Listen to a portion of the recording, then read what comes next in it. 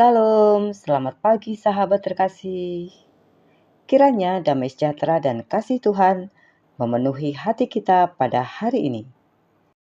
Sahabat terkasih, mari kita membaca Kejadian 28 ayat 10 sampai 22. Mimpi Yakub di Betel. Maka Yakub berangkat dari Berseba dan pergi ke Haran. Ia sampai di suatu tempat dan bermalam di situ karena matahari telah terbenam. Ia mengambil sebuah batu yang terletak di tempat itu dan dipakainya sebagai alas kepala, lalu membaringkan dirinya di tempat itu. Maka bermimpilah ia. Di bumi ada didirikan sebuah tangga yang ujungnya sampai ke langit. Dan tampaklah malaikat-malaikat Allah turun naik di tangga itu. Berdirilah Tuhan di sampingnya dan berfirman, "Akulah Tuhan, Allah Abraham, nenekmu, dan Allah Ishak. Tanah tempat engkau berbaring ini akan kuberikan kepadamu dan kepada keturunanmu. Keturunanmu akan menjadi seperti debu tanah banyaknya. Dan engkau akan mengembang ke sebelah timur, barat, utara, dan selatan. Dan olehmu serta keturunanmu, semua kaum di muka bumi akan mendapat berkat. Sesungguhnya aku menyertai engkau, dan aku akan melindungi engkau kemanapun engkau pergi. Dan aku akan membawa engkau kembali ke negeri ini, sebab aku tidak akan meninggalkan engkau, melainkan tetap melakukan apa yang kujanjikan kepadamu." Ketika Yakub bangun dari tidurnya, berkatalah ia, "Sesungguhnya Tuhan ada di tempat ini, dan aku tidak mengetahuinya." Ia takut dan berkata, "Alangkah dahsyatnya tempat ini. Ini tidak lain dari rumah Allah. Ini pintu gerbang surga." Keesokan harinya pagi-pagi, Yakub mengambil batu yang dipakainya sebagai alas kepala dan mendirikan itu menjadi tugu dan menuang minyak ke atasnya. Ia menamai tempat itu Betel. Dahulu nama kota itu Luz.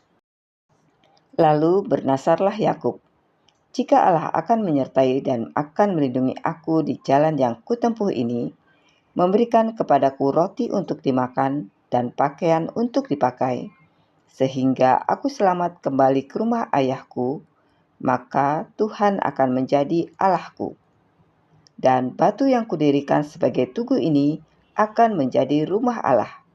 Dan segala sesuatu yang engkau berikan kepadaku akan selalu kupersembahkan 1/10 kepadamu." Sahabat terkasih, kalau kita membaca kehidupan Yakub selanjutnya, kita akan melihat bahwa Tuhan tidak langsung menjadikan hidup Yakub mudah. Justru setelah Betel, Yakub harus menjalani proses yang panjang. Ia bekerja keras bertahun-tahun. Ia sendiri mengalami tipu daya dari Laban. Ia menghadapi berbagai pergumulan dalam keluarganya, karena Tuhan sedang membentuk karakter Yakub.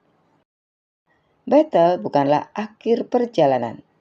Betel adalah awal perubahan.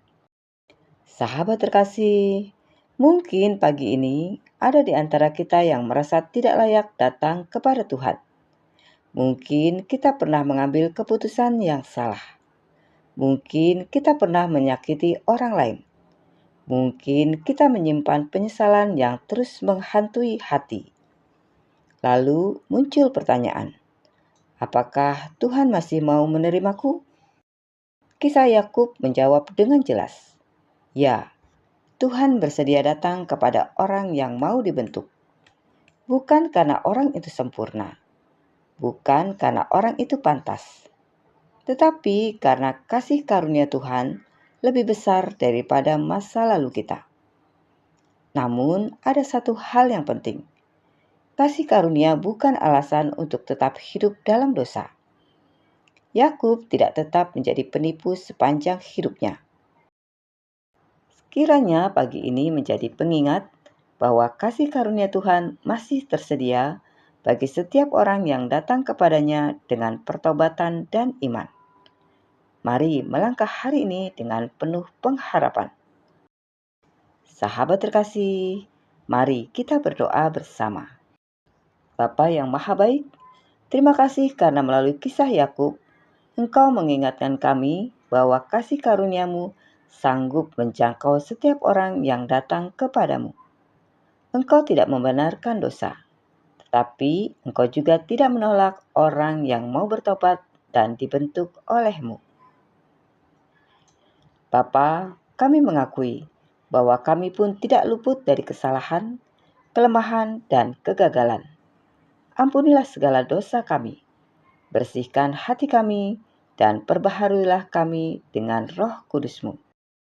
Ajarlah kami untuk tidak terus hidup dalam masa lalu, tetapi percaya bahwa Engkau sanggup mengubah kehidupan kami seperti Engkau mengubah Yakub.